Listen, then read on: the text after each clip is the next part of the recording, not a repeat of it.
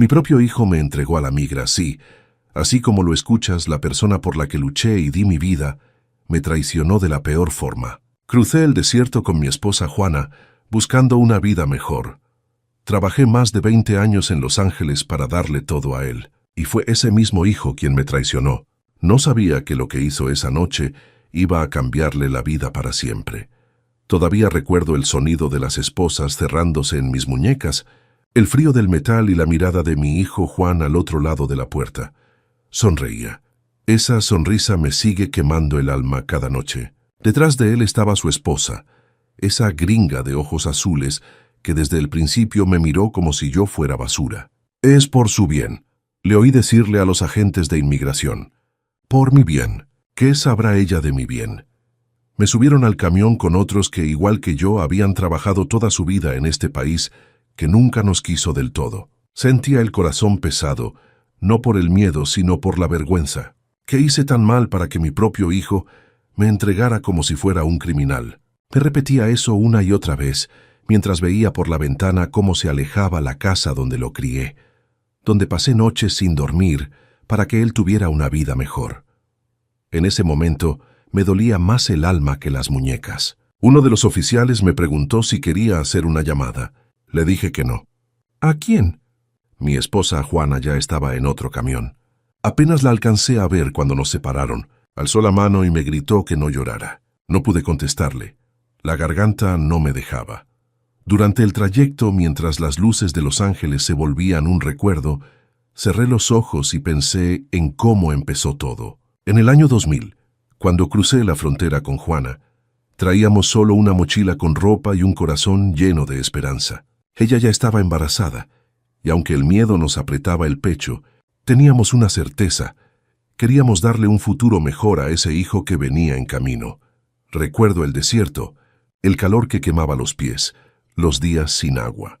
Pero también recuerdo cuando llegamos, cómo los americanos nos miraban raro, pero igual trabajábamos. Yo en la construcción, Juana limpiando casas. Dormíamos en un cuarto pequeño, pero teníamos un sueño grande, y cuando nació Juan todo valió la pena. Lo miraba y pensaba, esto es por ti, hijo, todo esto es para que nunca sufras como yo. Lo criamos con amor, con respeto, con valores. En casa no faltaban los abrazos ni las palabras buenas, pero el tiempo cambia a la gente. Juan creció, se hizo ciudadano, fue a la escuela, y poco a poco empezó a avergonzarse de nosotros. Yo lo notaba, aunque fingía no hacerlo. Le hablábamos en español y él contestaba en inglés. Decía que así era mejor, que no quería sonar como los ilegales. A veces me reía para no llorar. Cuando conoció a esa mujer, Madison, yo supe que algo iba a cambiar. Desde la primera vez que vino a casa, me trató como si yo fuera su sirviente. Ni siquiera me miraba a los ojos. Juana intentó ser amable. Le cocinó pozole, le regaló una cobija tejida. Ella la dejó olvidada en el sofá. Desde ese día supe que esa mujer no traía nada bueno. Juan empezó a alejarse. Ya no venía a comer los domingos. Ya no me pedía consejos. Un día me dijo que Madison no quería que su familia mexicana lo visitara tanto. Yo me reí nervioso, creyendo que era una broma, pero no lo era. Empezó a pedirme dinero, primero poquito, luego más. Es para invertir en un negocio, decía. Yo se lo daba sin pensarlo, porque uno como padre siempre confía. Pero después supe que era mentira, que el dinero lo usaba para apostar. La distancia entre nosotros se volvió un muro, y esa mujer siempre detrás, soplándole veneno al oído. Me hablaba con desprecio. Me decía que yo no entendía cómo funcionaba este país. Me robó herramientas del taller, un reloj que era de mi padre, y una vez hasta mi camioneta. Dijo que la necesitaban para un trabajo. Se la llevó un mes entero y la regresó chocada, sin gasolina y con el asiento roto. No dije nada, siempre me quedaba callado.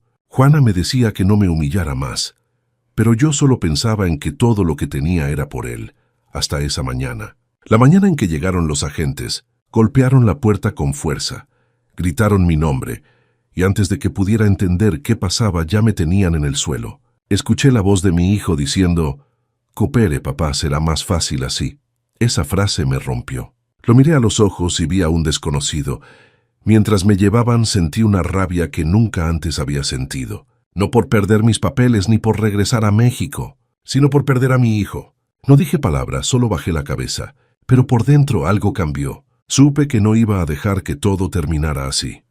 Me llamo José Antonio Barajas y tengo 72 años. Nací en Michoacán, donde el polvo se pega a los guaraches y comer depende del trabajo. Mi padre fue albañil, mi madre vendía tamales y yo crecí entre mezcla y maíz. A Juana la conocí en una kermés. Tenía una sonrisa mansa y unos ojos que decían que aún se podía soñar. Con ella hice familia y con ella crucé la vida. En el año 2000 supimos que venía un hijo. El miedo se volvió decisión. Vendimos lo poco que teníamos y cruzamos a Estados Unidos con una mochila, una botella de agua y la fe apretada. El desierto nos hizo llorar, pero fueron lágrimas de esperanza. Le prometí a Juana que nuestro niño nacería con futuro y que yo me partiría el lomo para dárselo. Llegamos a Los Ángeles sin inglés y sin papeles, pero con ganas. Conseguí trabajo en construcción. No entendía las órdenes, aunque mis manos sí sabían de plomada. Juana empezó limpiando casas. Nos prestaron un cuartito con un colchón y una hornilla que fallaba. Cada noche dábamos gracias por ese techo. Cuando nació Juan sentí que el mundo se ordenaba. Trabajé turnos dobles y triples. Mis manos se abrieron de herramienta. Mis rodillas tronaban y la espalda se hacía nudo, pero mirar su cuna me quitaba el cansancio. Juana guardaba monedas en un frasco de café. Con eso pagamos pañales, leche y vacunas. Si faltaba, tomaba horas extra. Si había redadas, nos escondíamos con amigos y esperábamos en silencio. Los domingos, si no me llamaban del trabajo, llevaba a Juan al parque. Le enseñé a pedalear una bicicleta de segunda que pinté de rojo. En casa hablábamos español y afuera él practicaba su inglés. Quise que supiera de dónde venía y a dónde podía llegar. Con el tiempo juntamos para una camioneta vieja. Con esa troca cargué herramientas. Llevé a Juan a su primer juego y lo llevé corriendo cuando le dio fiebre. Juana y yo remendábamos ropa para ahorrar. A Juan le compramos tenis buenos, cuadernos y mochila resistente. Me metí a clases de inglés en una iglesia. Aprendí a pedir materiales y a moverme en la ciudad. Soñé con una pequeña reparación llamada Barajas Fix, por dignidad. Quería que mi hijo se sintiera orgulloso de su padre, no avergonzado del acento ni de las manos partidas. Juan creció con escuela, vacunas, parques y libros. Yo agradecía eso todos los días. Cuando me pedía algo que no podía pagar, le decía que me diera chance y buscaba otro turno. En la adolescencia noté que le molestaba cómo hablaba. Me pidió que no dijera mucho cuando venían sus amigos. Pensé que con el tiempo se le pasaría. Un día me dijo que tenía novia. La trajo a la casa. Era americana, de ojos azules. Se llamaba Madison. Me dio la mano como quien toca una piedra fría. Juana cocinó pozole y ella apenas probó. Miraba la casa con desagrado, como si le molestara el olor a comino, como si mis herramientas fueran basura. Sentí que no me veía como persona, sino como estorbo. Me quedé callado. Seguí trabajando y sosteniendo la casa. Los domingos ponía el plato de Juan aunque no viniera. A veces llegaba con prisa y comía de pie. Otras mandaba un mensaje y decía que andaba ocupado. El silencio de esas tardes se me metía a los huesos, pero yo me decía que así es la vida, que los hijos crecen y toman su camino. No me pesa lo que hice. Todo lo que levanté, lo levanté pensando en mi hijo. Quise que su apellido le abriera puertas y que sintiera la frente en alto. Confié en que el esfuerzo trae respeto. Nunca pensé que el mismo camino que nos sacó de la pobreza nos pondría frente a un dolor distinto. Ese que llega cuando un hijo te mira como extraño.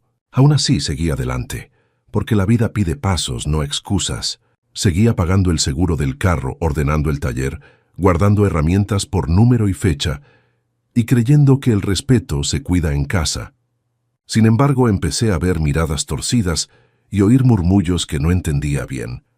Un día, mientras estábamos cenando, sentí que algo en el aire había cambiado. Juan ya no hablaba con cariño. Contestaba corto, seco, y su esposa lo miraba todo el tiempo como para decirle qué decir o qué callar. Yo no quería problemas, así que seguía sirviendo la comida y fingiendo que todo estaba bien. Pero esa noche, mientras partía el pan, escuché su voz dura decirme que le prestara dinero para un negocio de autos usados. Dijo que era buena oportunidad, que no podía dejarla pasar. Yo no dudé ni un segundo. Fui al cajón donde guardaba mis ahorros. el dinero que tenía para una operación de Juana y para mis herramientas nuevas, y se lo di. Le dije, cuida ese dinero, hijo, que nos costó años de trabajo. Él me abrazó rápido sin mirarme a los ojos y se fue. No supe más de él en semanas. Cuando llamaba, Madison decía que estaban ocupados o que se habían ido de viaje. Pasó un mes. Un día lo encontré en la calle frente a un bar. Estaba con amigos, riendo. Lo saludé, pero hizo como que no me veía. Me acerqué y le pregunté por el negocio, y me dijo sin pena que no salió. Olía a alcohol, la camisa arrugada. Me dolió verlo así. Le pedí que me dijera la verdad y me gritó, «Ya te dije que no funcionó, viejo. ¿Tú qué sabes de negocios?» La gente volteó. Yo bajé la mirada. Desde ese día, Madison empezó a mostrarse tal cual era. Venía a la casa con excusas. Abría cajones sin permiso, movía mis cosas. Una vez desapareció un reloj de mi padre. Cuando le pregunté, dijo que seguro Juana lo perdió limpiando. Juana se defendió, pero Madison le respondió con un tono que me heló. «No se haga, señora, que aquí ya no manda usted». Juana se puso pálida. Me pidió que no dijera nada, que lo importante era no perder al hijo. Así que callé. Pero el silencio pesa, y cada día dolía más. Poco después noté que faltaban herramientas del taller. Yo sabía exactamente cuántas tenía y en qué lugar estaban. Cuando le reclamé a Juan, se encogió de hombros. A lo mejor las usó Madison, y cuando fui a hablar con ella, me contestó con burla, «Ay, señor, si tanto le importan esas porquerías, cómprese nuevas». Sentí que el corazón me hervía, pero me detuve. No quería faltarle al respeto a mi hijo. Esa noche no dormí. Miraba el techo y escuchaba a Juana llorar en silencio. En la madrugada me levanté. Fui al taller y me senté frente a la mesa donde solía enseñar a Juan a usar el martillo. Recordé cuando era niño, cómo me abrazaba al llegar del trabajo, y me pregunté en qué momento todo se torció. Los días siguientes fueron peores. Juan venía a casa solo para gritar. Decía que yo le debía agradecer por dejarme vivir en su casa. Esa frase me partió en dos. Le recordé que esa casa la habíamos comprado entre Juana y yo, que él ni siquiera había nacido cuando la empezamos a pagar. Se rió. Dijo que todo estaba a su nombre, que la ley lo respaldaba. Esa misma semana, durante una comida familiar, frente a Juana y a unos vecinos, me gritó, «Yo no te pedí que vinieras a este país, viejo. Yo no te debo nada». Me quedé helado. Los demás se quedaron en silencio. Sentí las piernas flojas. Juana le rogó que no hablara así, pero él solo se levantó y se fue dando un portazo. Después de eso apenas nos hablábamos. Madison seguía yendo al taller, diciendo que necesitaba la camioneta para hacer compras. Un día, sin pedirme permiso, se la llevó. Pasaron 3 días, una semana, 2. Cuando la trajo de vuelta, estaba golpeada con el vidrio roto y sin gasolina. Ni siquiera pidió disculpas. Solo dejó las llaves y se fue. Ahí fue cuando entendí que para ellos no éramos familia, éramos un estorbo. Esa noche, Juana me abrazó y me dijo que tenía miedo. «Nos van a correr, José», me dijo.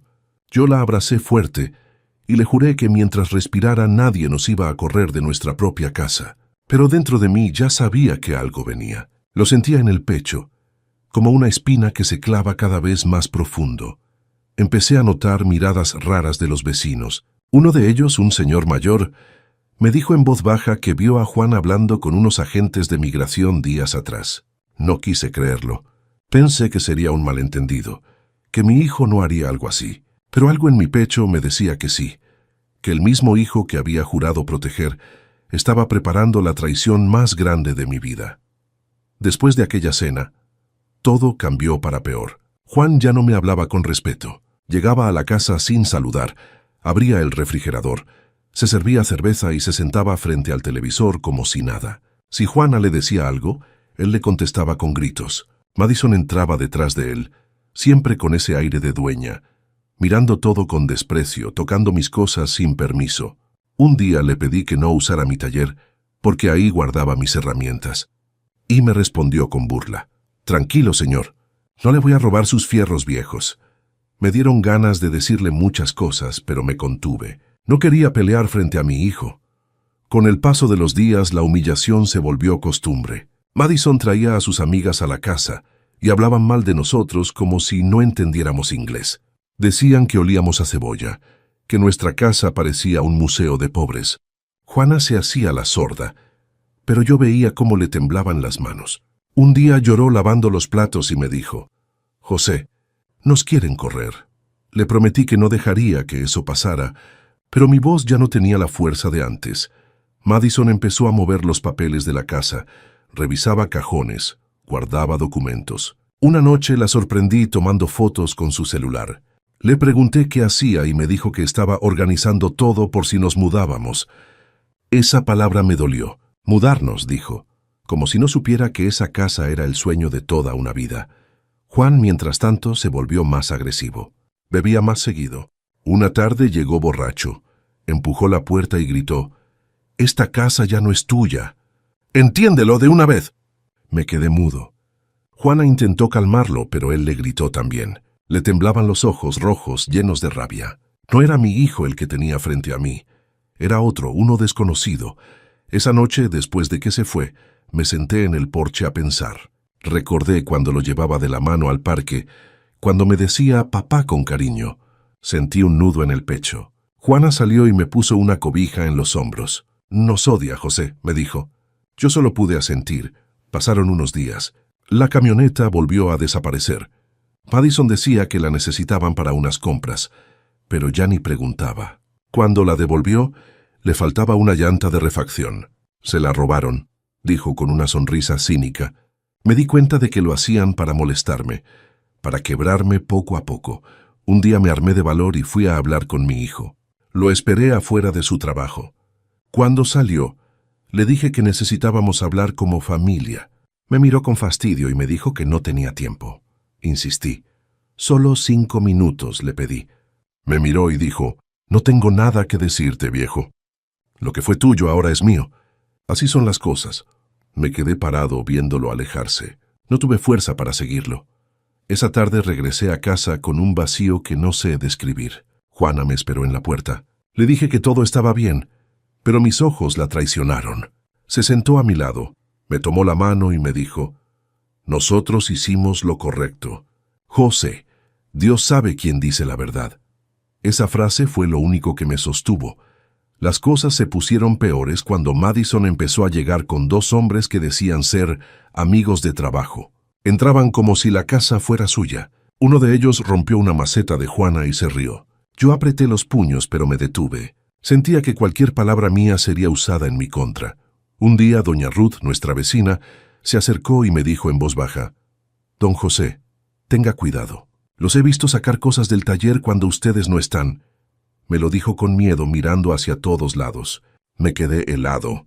No quise preocupar a Juana, pero empecé a esconder mis papeles, mis pocas cosas importantes. Esa misma semana, Juana se enfermó. Le subió la presión, le dolía el pecho. La llevé al hospital comunitario y me dijeron que debía cuidarse, que el estrés la estaba matando. Cuando regresamos, encontramos la puerta del taller abierta y varias cajas vacías. Me senté en el piso y sentí que el mundo se me venía encima. Por primera vez pensé en irme, no porque tuviera miedo, sino porque no quería ver a Juana sufrir. Pero no podía abandonar todo lo que habíamos construido. Esa casa era nuestro esfuerzo, nuestras manos, nuestras vidas. Esa tormenta llegó una madrugada, sin aviso. Estábamos dormidos cuando escuché un ruido fuerte afuera.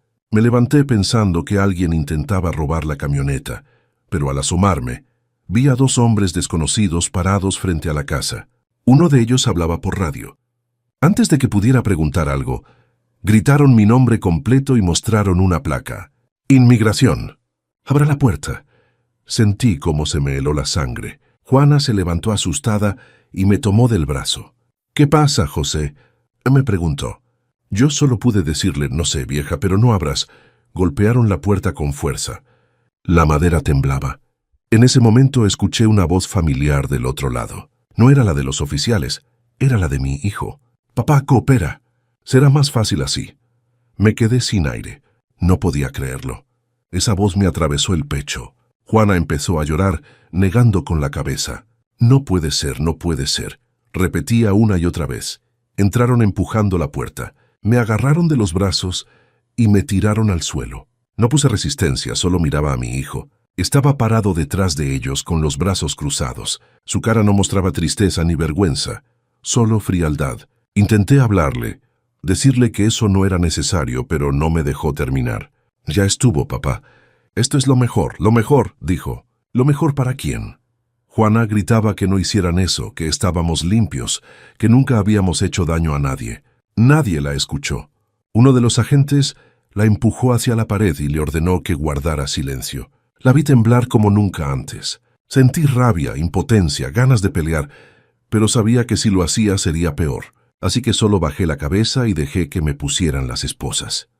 Mientras me sacaban, volteé una última vez hacia la casa. Vi a Madison en la puerta, con una bata blanca y una taza de café en la mano. Sonreía. Esa imagen se me quedó clavada. No lloré. El dolor fue tan grande que ni lágrimas salieron. Nos subieron a una camioneta. Juana y yo íbamos separados. Por la ventana pude ver a mi hijo hablando con los oficiales. Se reía como si todo fuera un trámite. En ese momento, sentí que algo dentro de mí se rompía para siempre. No en el cuerpo, sino en el alma. Durante el trayecto traté de entender por qué. ¿Qué había pasado con el muchacho que me abrazaba cuando llegaba cansado, que me decía que yo era su héroe? ¿En qué momento se convirtió en mi verdugo? Pensé en todo lo que le había dado. En cada hora trabajada, en cada noche sin dormir, en cada sueño guardado para él. No había explicación, solo silencio. Cuando llegamos al centro de detención, nos separaron. Me tomaron huellas, fotos y me metieron en un cuarto con paredes frías. Pedí ver a mi esposa, pero me dijeron que esperara. Me senté en una banca metálica y miré mis manos. Estaban temblando, sucias, con marcas del trabajo, pero lo que más dolía era pensar que el que me entregó fue él mismo por quien las había dejado así. Después de horas, dejaron que Juana y yo nos viéramos. Nos abrazamos fuertes, sin palabras. Ella lloraba y me pedía perdón. No hicimos nada malo, José. No hicimos nada malo. Yo le acaricié el pelo y le dije que no llorara, que algún día todo se sabría. Aunque no lo creía del todo, necesitaba que ella sí lo creyera. Pasaron 2 días. Antes de subirnos al avión de deportación, uno de los agentes me devolvió mi chaqueta. Al ponérmela, sentí algo en el bolsillo interior. Era un sobre. Lo abrí cuando nadie miraba. Dentro estaban las copias de las escrituras de la casa y del taller, todo a nombre de mi hermana Sofía. Sentí un alivio extraño, como si una pequeña luz se encendiera en medio de tanta oscuridad. Ahí entendí que no todo estaba perdido, que aunque mi hijo creyera que me había quitado todo, no lo había logrado. Apreté el sobre contra el pecho y susurré: «Gracias, Dios, por no dejarme solo». El vuelo fue largo. Miraba por la ventana las luces alejándose, pensando en que tal vez nunca volvería a ese país que tanto me dio y tanto me quitó. Juana dormía apoyada en mi hombro, y yo solo pensaba en cómo seguir adelante. No sabía cómo, pero sentía que tenía que hacerlo. No por mí, sino por la dignidad que no podían deportar. Cuando aterrizamos en México, el aire olía diferente, más pesado, pero más nuestro. Me bajé despacio, con el sobre en la mano, y mientras caminábamos hacia la salida, sentí que algo dentro de mí cambiaba. Ya no era el mismo hombre que había subido a ese avión. No sabía qué haría, pero tenía claro que la historia no iba a terminar así. En el centro de detención pasé las primeras noches sin dormir. El ruido de las puertas metálicas y los pasos de los guardias me recordaban que ya no estaba en casa, que mi vida había cambiado en cuestión de minutos. Pero no era solo el encierro, era la traición. No podía dejar de pensar en mi hijo. ¿Cómo pudo hacerlo? Cada vez que cerraba los ojos lo veía firmando los papeles, dando mi nombre, entregando mi vida. Una madrugada, mientras todos dormían, recordé el sobre que había encontrado en la chaqueta. Lo saqué con cuidado. Dentro estaban las copias de las escrituras de la casa y del taller, todo a nombre de mi hermana Sofía. En ese momento sentí que Dios me había dejado una pequeña señal para no rendirme. Me aferré a ese sobre como quien sostiene el último pedazo de esperanza. A los pocos días, nos deportaron a México. El avión aterrizó en Morelia. El aire caliente me golpeó la cara, y sentí que estaba regresando al punto de partida después de tantos años de lucha. No teníamos nada, solo una maleta con ropa y ese sobre. Nos quedamos unos días con un primo en un cuarto pequeño. Juana no hablaba. Tenía los ojos vacíos, como si el alma se le hubiera quedado en Los Ángeles. Yo hacía lo que podía para animarla, pero también estaba destrozado. Una semana después logré comunicarme con Sofía. Le conté todo lo que había pasado. Ella no lo podía creer. Me dijo que no me preocupara, que todos los papeles estaban a salvo y que mi hijo no podría quedarse con nada. Hermano, ese muchacho se va a topar con la justicia tarde o temprano, me dijo. Sus palabras me dieron fuerza. Le pedí que guardara todo bien, que no confiara en nadie.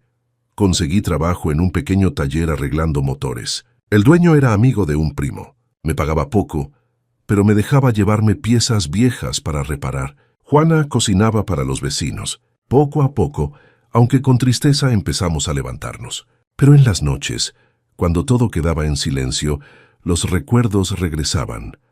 A veces soñaba con el momento en que los agentes me sacaron de la casa. En el sueño, en lugar de esposas, sentía cadenas en el alma. Me despertaba sudando, con el corazón acelerado. Juana me abrazaba y me decía que rezara, que el tiempo pondría las cosas en su lugar. Yo solo pensaba que el tiempo no cura la traición, pero sí enseña a soportarla. Un día, mientras limpiaba una mesa del taller, vi un pedazo de periódico con la foto de un abogado que ayudaba a deportados a recuperar bienes en Estados Unidos. Lo recorté y lo guardé en el bolsillo. No sabía si serviría, pero algo en mí me decía que debía intentarlo. Llamé a Sofía y le pedí que buscara al abogado. Pasaron días sin respuesta. Luego, una tarde, me llamó emocionada. José, el licenciado dice que tu caso tiene solución. Hay pruebas, hay documentos, hay testigos. Podemos hacer algo. Sentí un escalofrío. Por primera vez desde la deportación, sentí que el corazón me latía con fuerza. Esa misma noche escribí todo lo que recordaba. Fechas, nombres, lugares, los robos, las amenazas. No lo hice por venganza, sino por dignidad. Nadie tiene derecho a quitarle a un padre lo que ganó con su sudor. Mientras escribía, llegaron a mi mente los días en que Juan era un niño. Recordé cuando me decía que quería ser como yo. Recordé su risa, sus manos pequeñas ayudándome a clavar una tabla. Me pregunté en qué momento perdió ese brillo en los ojos. No hallé respuesta, solo tristeza. A la mañana siguiente, el abogado me llamó por primera vez. Hablaba pausado, con voz amable. Me explicó que con la ayuda de Sofía podríamos iniciar una demanda desde México. Dijo que era complicado, pero no imposible. Lo importante es que no se rinda, don José, me dijo. Esa frase me dio aliento. Juana, al escucharme hablar del plan, me miró con miedo. ¿Y si te hacen daño?, me preguntó. Le respondí que el daño ya estaba hecho, que lo único que quedaba era limpiar nuestro nombre. Ella asintió y me abrazó.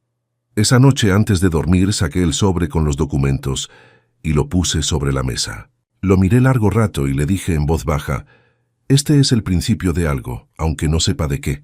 Luego apagué la luz. Por primera vez en mucho tiempo, dormí sin miedo. En el fondo de mi corazón sabía que mi hijo pensaba que ya me había ganado, que me había borrado del mapa, pero no sabía que todavía tenía un as guardado, una verdad que no podía esconderse para siempre.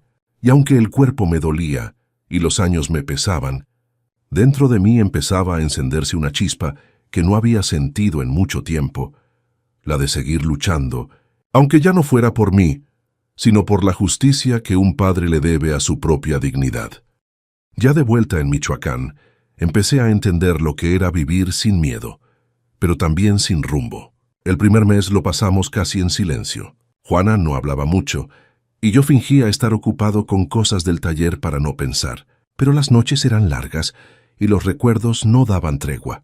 Cada vez que cerraba los ojos, veía la cara de mi hijo mirándome con desprecio. No había peor castigo que ese. Conseguí un pequeño espacio donde arreglaba motores viejos. El olor a gasolina me ayudaba a olvidar un poco. Entre tornillos y grasa, encontraba momentos de paz. A veces llegaban muchachos jóvenes, deportados también, buscando trabajo o un consejo. Los escuchaba y me veía en ellos. Uno de ellos, llamado Mario, me dijo un día, «Don José, usted habla como si todavía creyera en la gente». Le contesté que uno deja de vivir cuando deja de creer, y él sonrió. Mientras trabajaba me venían a la mente los momentos más duros. Recordaba cuando Madison me robó el reloj de mi padre, cuando mi hijo me gritó que no me debía nada, cuando Juana lloraba en silencio para que yo no la viera. Todo eso me dolía, pero al mismo tiempo me fortalecía. Me decía a mí mismo que esas heridas eran mis razones para seguir. Una tarde, mientras limpiaba unas bujías, escuché a Juana sollozar en el cuarto. Fui a verla y la encontré sosteniendo una foto vieja de nuestro hijo. Estaba en su primer día de escuela, con su mochilita azul y los ojos llenos de ilusión. Juana me dijo, ¿en qué momento se nos perdió José? No supe qué decir. Solo la abracé. A veces las palabras sobran cuando el alma está rota. Por las noches, el insomnio se volvía mi compañero.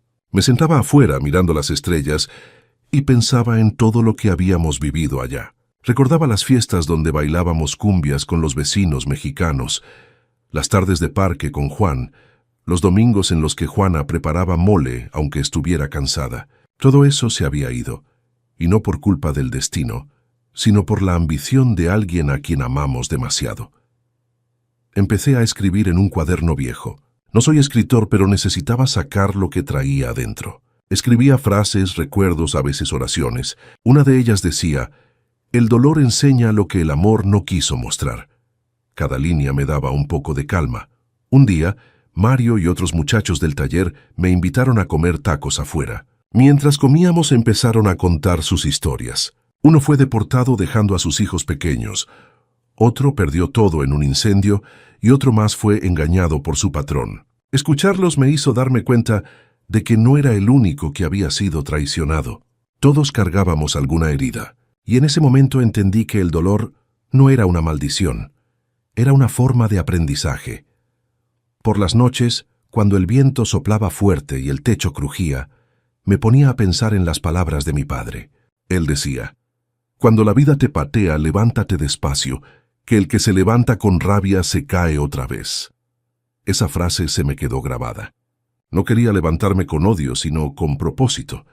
Empecé a guardar dinero otra vez, poquito a poquito. No era por avaricia, sino porque sabía que en algún momento tendría que volver a pelear por lo que era nuestro.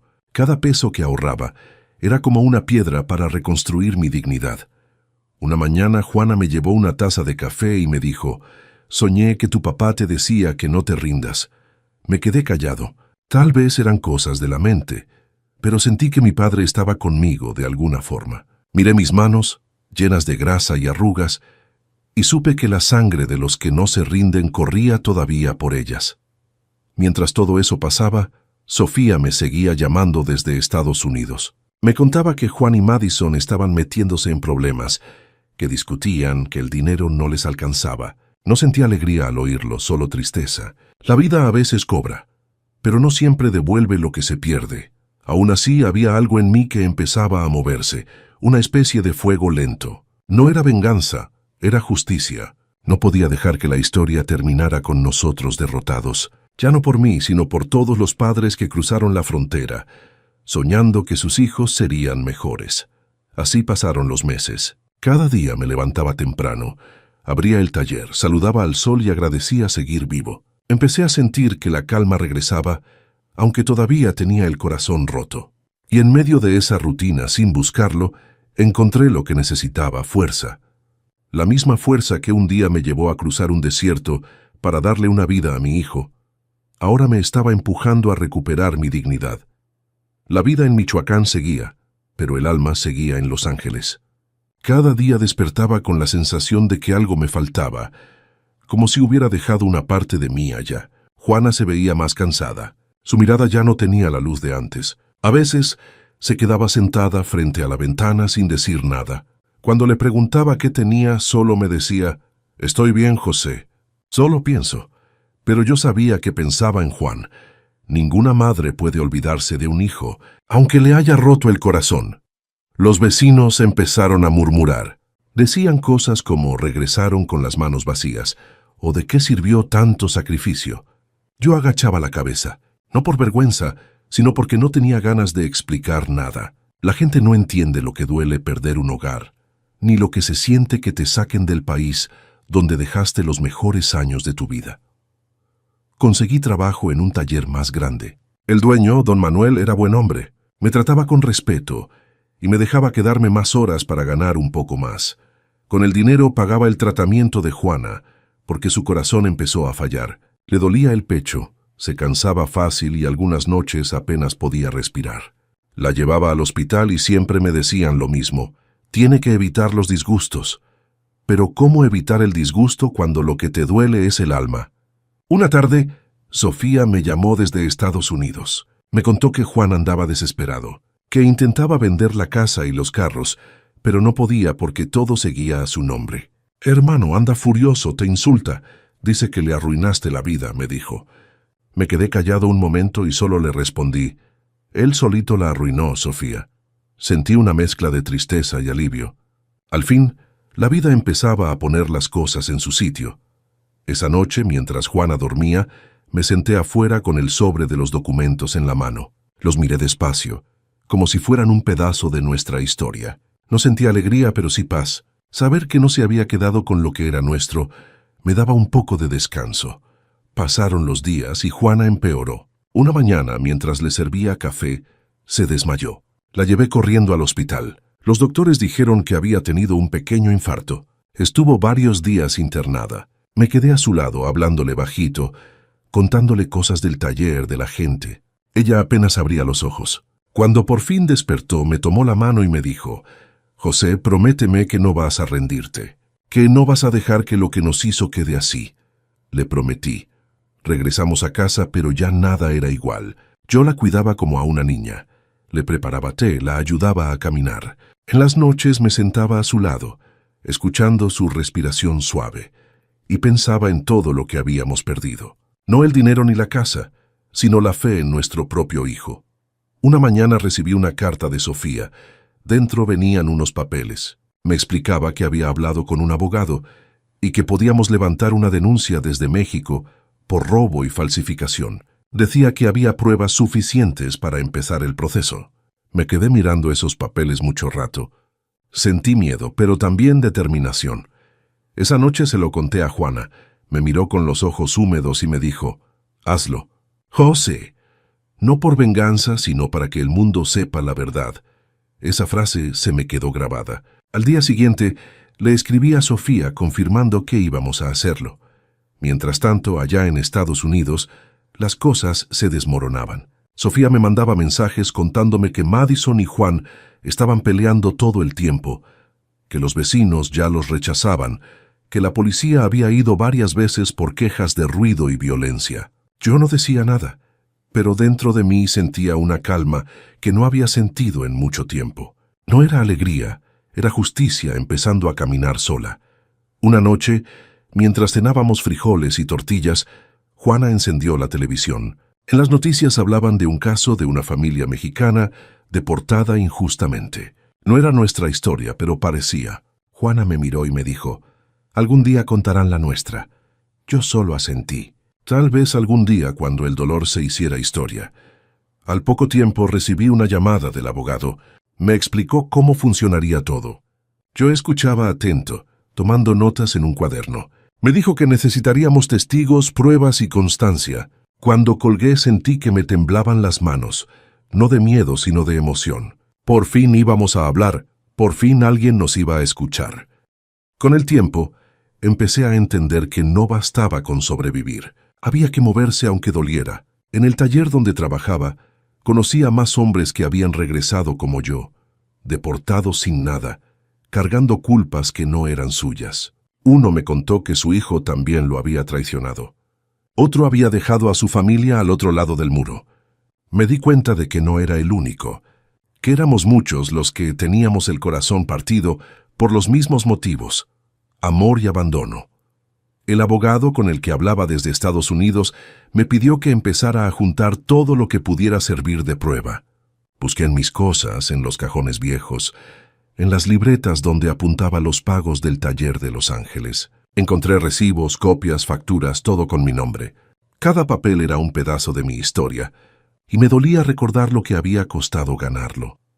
Doña Ruth, nuestra vecina de allá, me mandó un mensaje a través de Sofía. Decía que tenía videos de cuando Madison y Juan sacaban cosas del taller sin permiso, que siempre sospechó que algo malo planeaban. Por eso grabó. Cuando supe eso sentí un nudo en la garganta. Era como si Dios, sin decir palabra, hubiera guardado testigos para cuando llegara el momento. Empecé a hablar con el abogado más seguido.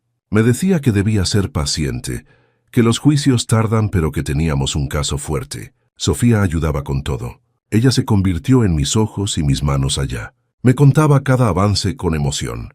A veces me decía, hermano, ya casi se les acaba el teatro. Yo sonreía, pero no por venganza, sino porque al fin la verdad tenía voz. Mientras tanto, en el pueblo, la gente empezó a notar el cambio en mí. Ya no caminaba encorvado. Volvía a afeitarme, a peinarme con cuidado, a levantar la cabeza. Los jóvenes del taller me decían que parecía más fuerte. Yo les respondía, no es fuerza, es fe. Cada día llegaba temprano, abría el taller y me ponía a enseñarles lo que sabía. Algunos solo venían a escucharme hablar.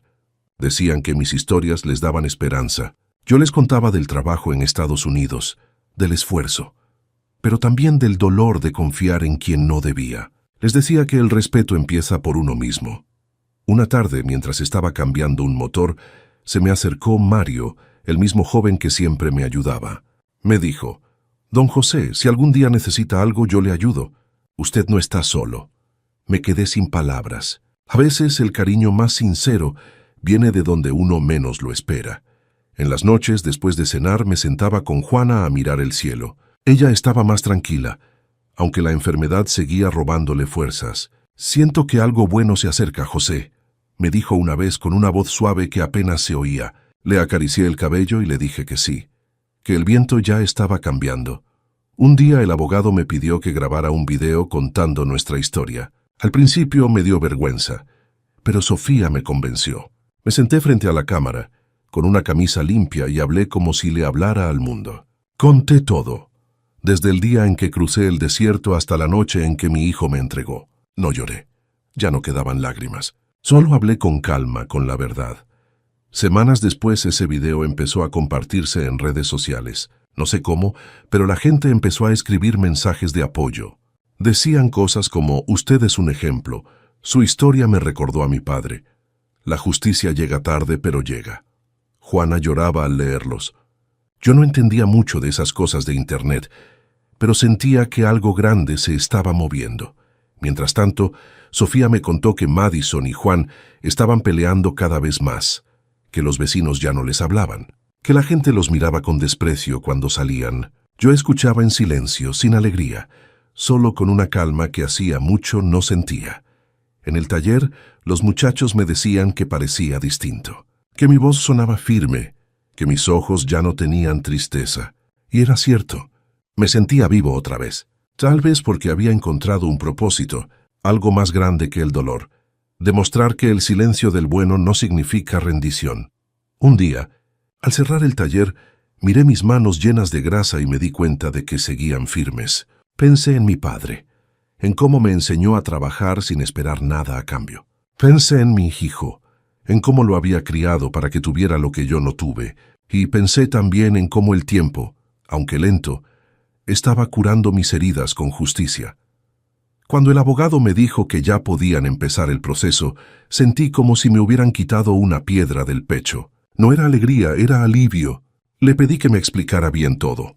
Me dijo que Sofía firmaría los papeles allá y que él se encargaría de enviarme copias para que yo las tuviera guardadas. Esa noche no pude dormir. Caminaba de un lado a otro en la casa, repasando cada palabra, cada recuerdo, cada prueba que habíamos juntado. No quería fallar. No después de tanto. A la mañana siguiente, Juana me preparó café y me dijo, «Dios no se tarda, José solo llega cuando uno está listo». Me quedé callado. Sentí que tenía razón. Tal vez todo este tiempo de sufrimiento era para que yo aprendiera a tener paciencia. El abogado me pidió los números de cuenta, las facturas, los nombres de los vecinos que sabían lo que había pasado. Con ayuda de Mario y los otros muchachos del taller, pude escanear los papeles y mandarlos. Ellos decían que nunca habían visto a alguien tan decidido. Uno de ellos me dijo, «Usted parece tener fuego en los ojos, don José». Les respondí que no era fuego, era dignidad, y todos se rieron. Pasaron las semanas, y Sofía me contaba por teléfono cada avance. «Ya se abrió el caso», me dijo una tarde. Tu hijo fue notificado y está furioso. Al escuchar eso no sentí gusto, sentí paz. No quería verlo sufrir, pero sí quería que entendiera lo que había hecho. Que supiera que no se puede pisar a un padre sin que el tiempo le cobre la cuenta. Poco a poco, la historia empezó a moverse más de lo que esperábamos. El periodista que había conocido en el hospital me buscó. Me dijo que quería contar mi historia. Al principio dudé, pero luego pensé que no tenía nada que ocultar. Le conté todo sin adornos, con las palabras que me salían del alma. Le dije, mi hijo me traicionó, pero no lo odio. Solo quiero que entienda el daño que hizo. El reportaje salió una semana después en un canal local. Yo no lo vi en vivo, pero los vecinos me contaron que mucha gente se conmovió. Algunos fueron al taller solo para saludarme. Otros me trajeron comida o herramientas. La gente buena todavía existe, solo hay que saber esperarla. Un día, mientras arreglaba un coche, entró un muchacho desconocido al taller. Me dijo que había visto mi historia y que quería ayudarme. Mi hermano trabaja en Estados Unidos y puede conseguir información del caso, me dijo. No lo conocía, pero acepté su ayuda. Cada persona que se acercaba era como un ladrillo nuevo en la reconstrucción de mi vida. Sofía me contó que Madison ya no vivía con Juan, que se había ido con otro hombre y lo había dejado solo, lleno de deudas. También me dijo que el abogado había conseguido que el juez revisara los documentos falsificados y que el fraude era evidente. Van a tener que responder por todo, hermano, me dijo. Le agradecí con el corazón, no por el dinero, sino por la verdad. Esa noche, Juana me pidió que encendiera una vela y rezáramos juntos. Lo hicimos en silencio, los dos tomados de la mano. Cuando terminamos, ella me dijo, «Ya no le guardes rencor, José. Deja que la justicia haga su trabajo». Asentí, aunque por dentro todavía me dolía. Pero su voz tenía razón. No podía seguir cargando odio, porque el odio también enferma. Al día siguiente, mientras el sol apenas salía, me senté a escribirle una carta a mi hijo. No la iban a enviar, solo necesitaba escribirla. Le dije que no le deseaba mal, pero que ojalá entendiera el valor del respeto. Que algún día, cuando tuviera mi edad, recordara lo que hizo y sintiera en su corazón lo que yo sentí. Al terminarla, la guardé en una caja de herramientas. Tal vez un día, cuando ya no esté, alguien la encuentre y entienda mi historia. Semanas después, Sofía me llamó con una voz que no había escuchado antes. «Hermano, ganamos la primera parte. El juez aceptó la demanda. Tu hijo tendrá que responder legalmente». Cerré los ojos. No dije nada. Juana me abrazó y lloró sobre mi hombro. No eran lágrimas de tristeza, eran de alivio.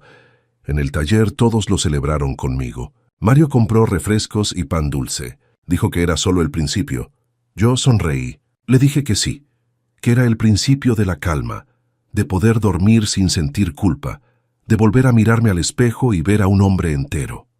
El día que mi hijo me llamó, fue como si el pasado hubiera tocado mi puerta otra vez. Hacía meses que no escuchaba su voz. Me marcó al taller.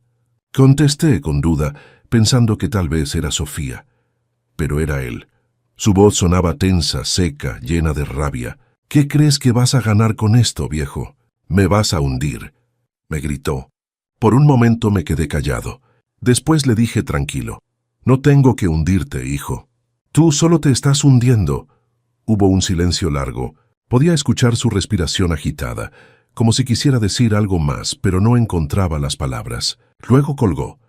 Me quedé mirando el teléfono un rato, con las manos temblando. No por miedo, sino por tristeza. Ese era mi hijo, el mismo que una vez me decía, «Papá, no te vayas al trabajo, quédate conmigo». Sentí un peso en el pecho, pero no me arrepentí de nada. Ya no se trataba de venganza, sino de dignidad. Sofía me llamó esa misma tarde. Dijo que Juan estaba alterado, que había ido a su casa a reclamarle. Gritaba como loco, José. Decía que esto no se iba a quedar así.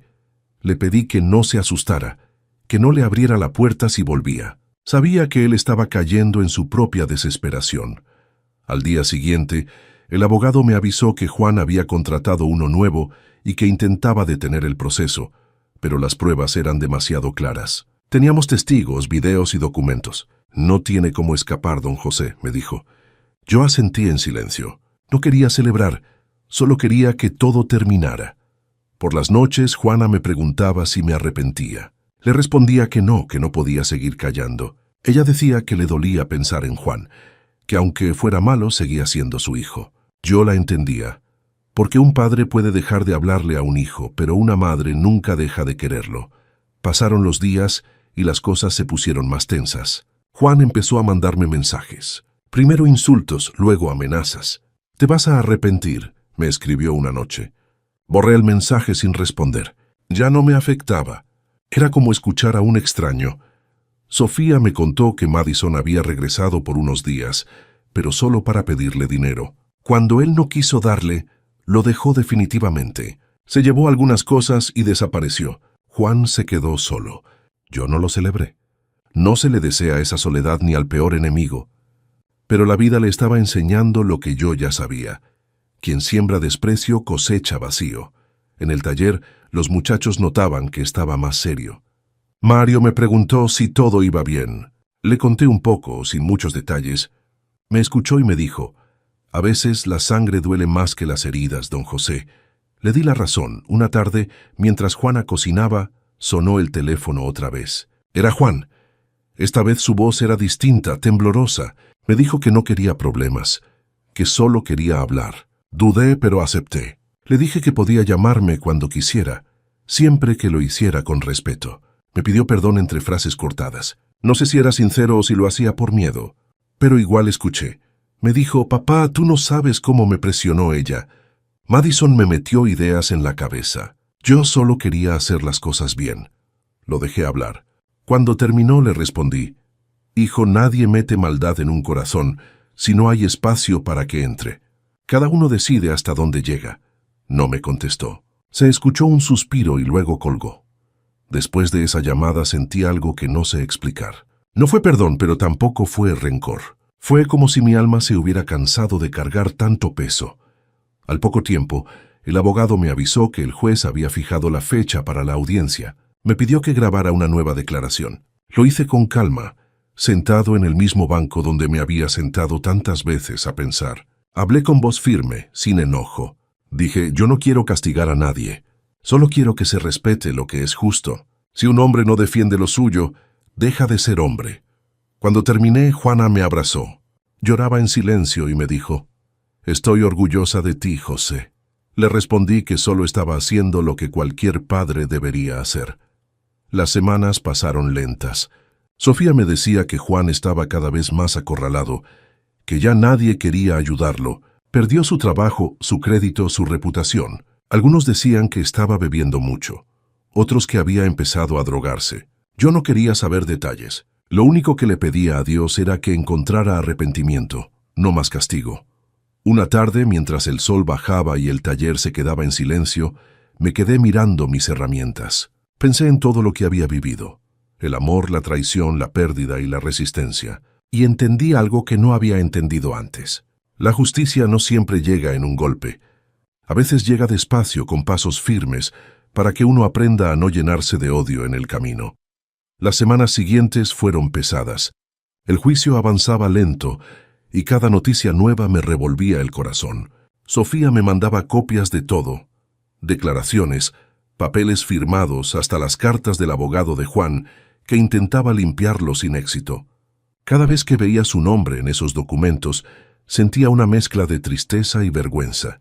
Jamás imaginé que un hijo mío estaría frente a un juez por cosas así.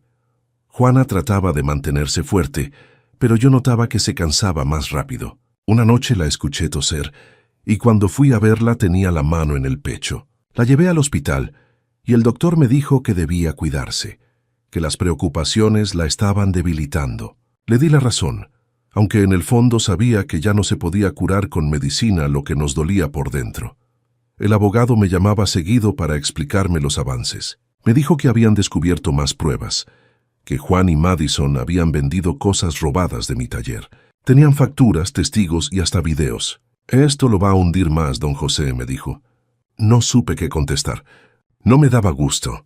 Lo único que pensé fue en ese niño de 8 años, que un día me pidió que le enseñara a clavar un clavo sin torcerlo. Mientras tanto, en el pueblo, la gente hablaba de mi historia. Algunos me admiraban, Otros decían que era pecado demandar a un hijo, pero yo no los escuchaba. Cuando un hijo cruza la línea y humilla a sus padres, ya no se trata de familia, se trata de justicia. Un día, Sofía me avisó que el juez había ordenado revisar las cuentas bancarias de Juan. Descubrieron que tenía dinero guardado proveniente de ventas ilegales. En las noticias locales de allá, empezaron a hablar del caso. Aunque sin decir nombres, los vecinos de Sofía sabían que se trataba de mi hijo. «Está acorralado», me dijo ella. Ya ni los amigos le contestan el teléfono. En el taller los muchachos me notaban serio. Mario me dijo, «Don José, se ve que algo pesa en su alma». Le respondí, «Sí, hijo. Pesa tener razón cuando uno preferiría estar equivocado». Él bajó la cabeza y me ayudó en silencio. Los días pasaron y de pronto empezaron los ataques. Me llegaban llamadas de números desconocidos, insultos, amenazas. «Viejo traidor», me decían. «Por tu culpa tu hijo se va a la cárcel». No contestaba, solo apagaba el teléfono. Juana se asustaba, pero yo le decía que no tuviera miedo, que el que actúa limpio no tiene por qué esconderse. Una noche, Sofía me llamó llorando. Dijo que la policía había ido a buscar a Juan porque lo habían denunciado por agresión. «Se peleó con unos tipos afuera de un bar», me dijo. Sentí una punzada en el pecho, no de alegría, sino de pena. El camino de la soberbia siempre termina igual, en soledad. Días después, el abogado me contó que el juez había aceptado más cargos contra él. Ahora también enfrentaba acusaciones por fraude y robo. «Esto se está poniendo feo, don José», me dijo. «Pero usted tranquilo, que la verdad está de su lado». Le agradecí y colgué. Esa noche, mientras Juana dormía, salí al patio a mirar el cielo. Pensé en todo lo que habíamos pasado. El desierto, los años de trabajo, la traición, la deportación. Y ahora esto. Todo parecía una larga prueba. Me arrodillé en el suelo y recé. Le pedí a Dios que me diera fuerza. No para vencer, sino para resistir sin amargura. Al día siguiente, fui al taller temprano. Los muchachos notaron que llegué distinto. Mario me preguntó si todo iba bien. Le sonreí y le dije, «Sí, hijo, todo va como debe ir». Me puse a trabajar con más ganas. Sabía que el trabajo es la única medicina que nunca falla. Pasaron unas semanas y Sofía me dio la noticia. El juez dictó orden de arresto contra Juan, lo van a detener. Me quedé callado, con la mirada fija en el suelo. Juana empezó a llorar, no porque lo detuvieran, sino porque seguía siendo su hijo. Yo la abracé y le dije, «Llora, vieja, que yo no puedo». Los días siguientes fueron silenciosos. En el pueblo la gente me miraba distinto. Algunos me felicitaban, otros me evitaban. Yo solo seguía trabajando. No quería celebraciones, solo quería paz. Una tarde, mientras arreglaba un motor, sonó el teléfono. Era Sofía. Me dijo que Juan ya estaba detenido, que lo habían llevado esposado, con la cabeza agachada. Se veía perdido, José, destruido. Le pedí que no me contara más. No quería imaginarlo así. Aunque me doliera, seguía siendo mi sangre. Esa noche, Juana me preguntó si sentía alivio.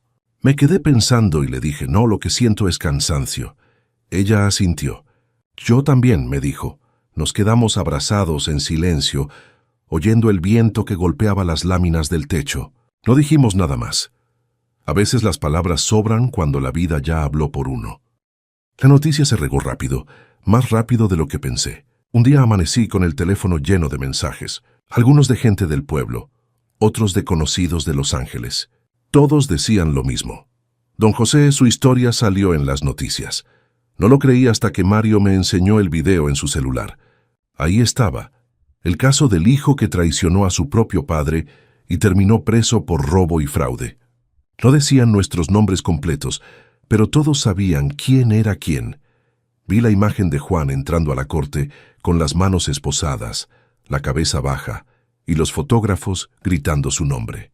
Me quedé quieto, sin aire, no por orgullo ni por alegría, sino por el golpe que es ver con los ojos lo que el corazón ya sabía. Juana, sentada junto a mí, empezó a llorar bajito. «Ay, José, ¿cómo llegamos a esto?», murmuró. No supe qué decirle. Las redes se llenaron de comentarios. Gente que no conocía nuestra historia nos defendía. Otros insultaban a Juan, y unos pocos decían que seguro lo habíamos provocado. Yo no quería mirar nada, pero Mario insistió. Me enseñó mensajes de personas que decían que mi historia les había dado valor para hablar, que habían pasado por lo mismo con sus hijos o familiares. Eso me conmovió. No me importaban los insultos, solo saber que algo bueno salía de tanto dolor. Sofía me llamó emocionada. «Hermano, la verdad se está sabiendo. Todos se dieron cuenta de lo que te hicieron». Le agradecí. Me dijo que incluso algunos periódicos locales estaban buscando entrevistarme. Le pedí que no lo hiciera más grande. No quería fama, quería paz. Mientras tanto, allá la vida de Juan se desmoronaba. En las noticias mostraban que había perdido todo. El negocio de autos cerró, el banco le quitó la cuenta y su casa fue embargada. Madison no apareció más. Dicen que anda con otro hombre en otro estado. La gente que antes lo rodeaba, ahora le daba la espalda. Y así es la vida. Cuando uno traiciona, se queda solo. En el pueblo muchos venían a buscarme. Unos me pedían consejo, otros solo querían darme la mano. Yo los escuchaba con paciencia. A veces me pedían que contara lo que sentí cuando me deportaron. Y yo solo decía, sentí que el alma se me rompía. Pero también aprendí que el hombre que no se quiebra en su dolor se vuelve más fuerte. Una tarde vino una periodista de Morelia. Me dijo que quería grabar mi historia completa, no solo lo del juicio. Me negué al principio, pero Juana me convenció. «Cuenta lo que vivimos, José. Que la gente sepa lo que es dejar todo por un hijo». Así lo hice. Hablé sin enojo, solo con verdad. Le conté del desierto, del taller, de la traición. Cuando terminé, la periodista tenía los ojos llenos de lágrimas. Me dijo, «Su historia va a abrir muchos corazones, don José». A los pocos días, el reportaje salió en televisión. La gente del pueblo se reunió en la plaza para verlo. Algunos lloraban, otros aplaudían. Yo no fui. No quería verme en una pantalla contando mis desgracias. Me quedé en casa, en silencio, con Juana. Pero al día siguiente, cuando salí a la calle, la gente me saludaba con respeto. «Dios lo bendiga, don José», me decían. Me sentí extraño, pero también agradecido. Mientras todo eso pasaba, Sofía me avisó que el abogado estaba preparando la última parte del juicio. Me dijo que todo iba a mi favor, que el juez había reconocido los documentos originales como válidos y que pronto se cerraría el caso. «Hermano, ya no pueden hacer nada. La justicia está de tu lado». Yo respiré hondo. Sentí una mezcla de cansancio y paz, pero no todo era consuelo. Un día recibí una carta de un centro de rehabilitación. Venía firmada por un pastor. Decía que mi hijo estaba internado por consumo de drogas, que estaba en mal estado, que pedía perdón. La leí varias veces, sin saber si creerla o no. Juana lloró toda la tarde. «José dice que se arrepiente», me dijo. Yo no respondí. Guardé la carta en el mismo sobre donde tenía las escrituras, como si el perdón también necesitara tiempo para madurar. Las semanas pasaron. Los medios se olvidaron del tema, pero en el pueblo la gente seguía hablando. «El que sembró verdad cosechó justicia», decía doña Lupita, la de la tienda. A veces los jóvenes del taller me pedían que repitiera alguna frase de esas que se me escapaban sin pensar. Una que siempre recordaban era, «El que aguanta sin volverse malo gana sin hacer ruido». Juana empezó a mejorar un poco. Sonreía más, aunque seguía débil. Un día me dijo, «¿Ves, José? No necesitabas venganza, solo necesitabas paciencia». Tenía razón. Una tarde, mientras el sol bajaba y el cielo se pintaba de naranja, me senté en el porche con mi taza de café. Miré al horizonte y pensé en todo lo que había pasado. Recordé los días en que creía que la vida se había acabado y entendí que no, que a veces el fin de algo es solo el principio de una verdad más grande. En Los Ángeles, mi nombre ya no era el de un inmigrante cualquiera, era el del hombre que resistió la traición y esperó sin odio.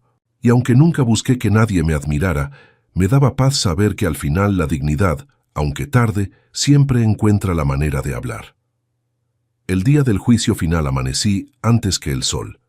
No pude dormir. Me senté en la cama y me quedé mirando mis manos, llenas de cicatrices viejas, pensando en todo lo que habían hecho: trabajar, construir, sostener, incluso perdonar.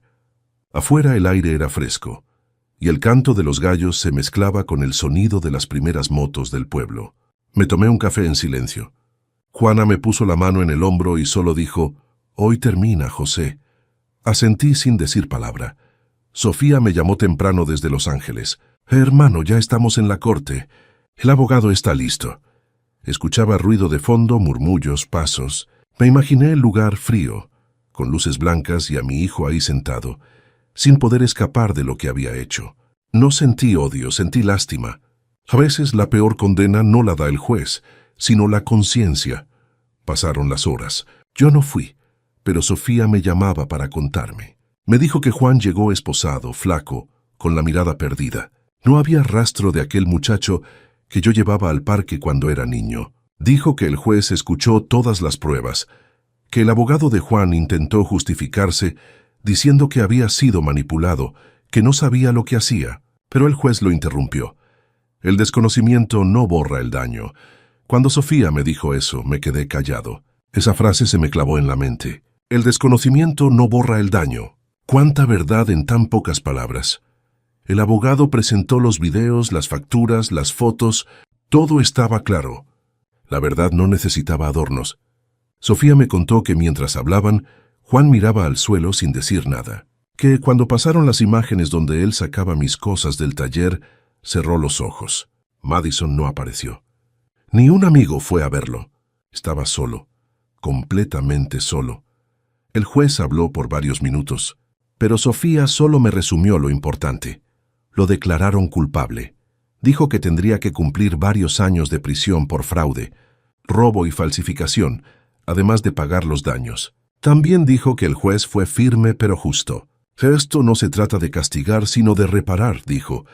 Cuando colgamos me quedé mirando al suelo. No sentí alivio ni alegría. Lo único que sentí fue un cansancio profundo, como si todo mi cuerpo soltara el peso de los años. Juana me miró con ternura y me dijo, «Ya, José, ya». Me abrazó y lloró en mi pecho. Yo solo acaricié su cabello y le dije, «Ya, vieja, ya está». Esa noche, mientras el pueblo dormía, salí al patio. El cielo estaba lleno de estrellas. Me senté en el suelo, respirando despacio. No había música, no había ruido. Solo el viento y mi corazón latiendo. Pensé en mi hijo. Lo imaginé solo en una celda, quizá arrepentido, quizá todavía con orgullo. No lo sabía, pero no le deseé mal. Le pedí a Dios que le diera entendimiento, que aprendiera lo que yo había intentado enseñarle con amor y con trabajo. Los días siguientes fueron extraños. La gente me felicitaba, como si hubiera ganado algo. «Felicidades, don José, por fin se hizo justicia», me decían. Yo sonreía con respeto, pero por dentro solo quería silencio. La justicia no trae alegría, solo descanso. Una mañana recibí una carta del abogado con el sello del tribunal. Era el documento final, donde quedaba claro que todos los bienes eran legítimamente míos y que el caso estaba cerrado. Lo leí despacio, palabra por palabra.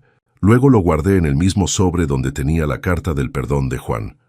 En ese momento entendí que ambos papeles pesaban igual. Uno devolvía lo que era mío, el otro me devolvía el alma.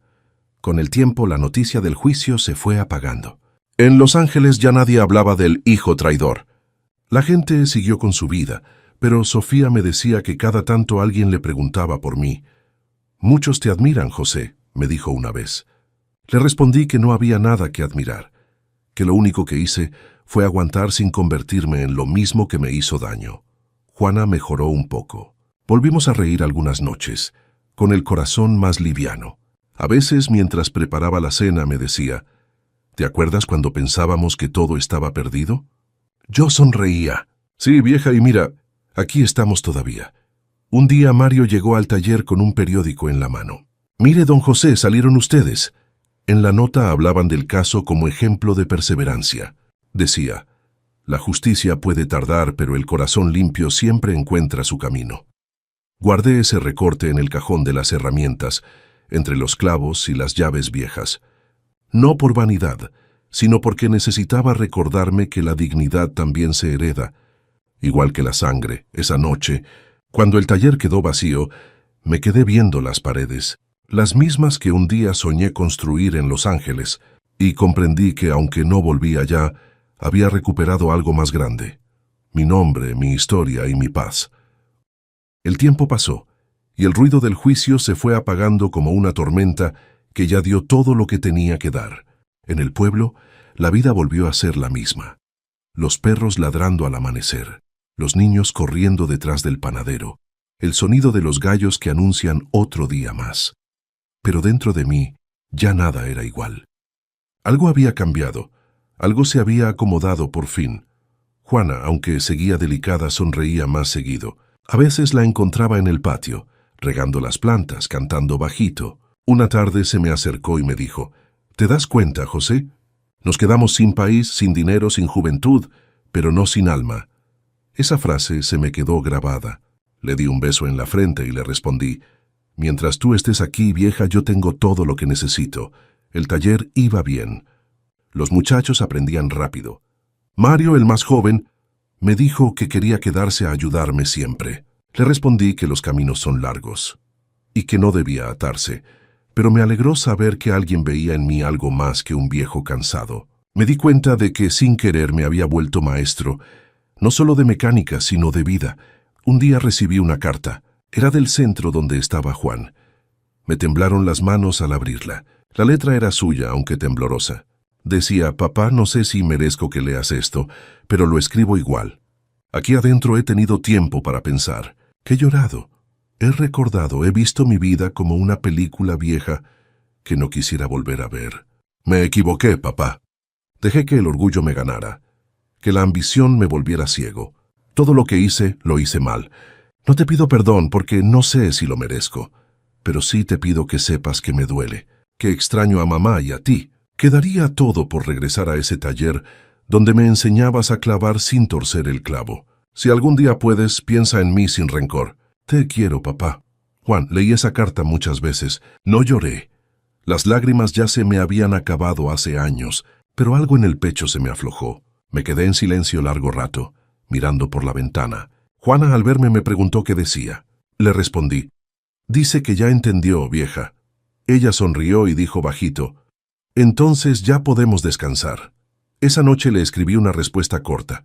Le puse: «Hijo, no hay cárcel que encierre el perdón, ni libertad que cure la culpa.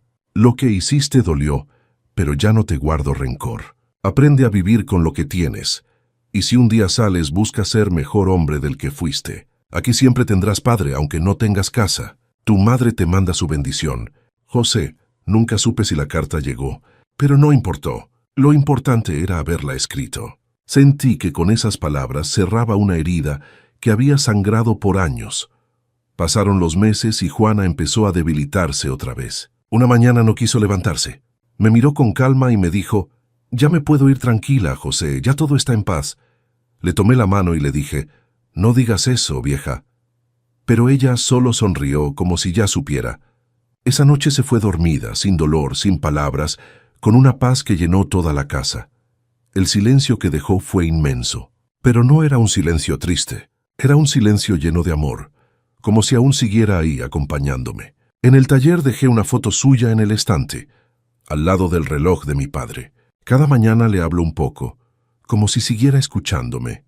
Con el tiempo aprendí a vivir con la ausencia. Los días ya no pesaban tanto. Empecé a ayudar a más gente del pueblo, a los jóvenes que no sabían qué hacer, a los viejos que necesitaban compañía. Les decía lo mismo que aprendí a la fuerza: el dolor no te destruye si no te avergüenza. Un día, mientras caminaba hacia el taller, vi el cielo nublado y recordé aquel día en que los agentes tocaron mi puerta. Pensé en todo lo que vino después: el miedo, la deportación, la traición, la justicia y el perdón. Me di cuenta de que, aunque había perdido casi todo, había ganado lo más importante: la dignidad y la paz. Esa tarde Mario me llevó al cerro. Desde allá se veía todo el pueblo, las casas pequeñas, los techos de lámina brillando al sol. Me dijo: «Don José, mire todo lo que ha hecho. Usted cambió más vidas de las que cree». No respondí. Solo miré el horizonte y pensé en Juana, en mi hijo, en todo lo que había sido. El viento soplaba suave. Cerré los ojos y respiré hondo. Sentí que, por fin, la vida me devolvía algo de lo que me había quitado. Ya no había odio, ni dolor, ni miedo. Solo quedaba una especie de calma que se siente cuando uno sabe que lo dio todo. Bajé del cerro despacio, con el corazón liviano. Cuando llegué al taller, encendí la radio vieja de Juana. Sonaba una canción ranchera de esas que ella cantaba cuando cocinaba. Me senté en mi silla. Miré las herramientas colgadas y sonreí. Pensé en mis palabras finales, esas que quería dejarle al mundo si alguien preguntaba qué aprendí de todo esto. A veces la justicia tarda porque espera que el corazón esté listo para recibirla. El perdón no borra lo que pasó, pero te deja dormir sin miedo, que aunque la sangre te traicione, Dios nunca lo hace.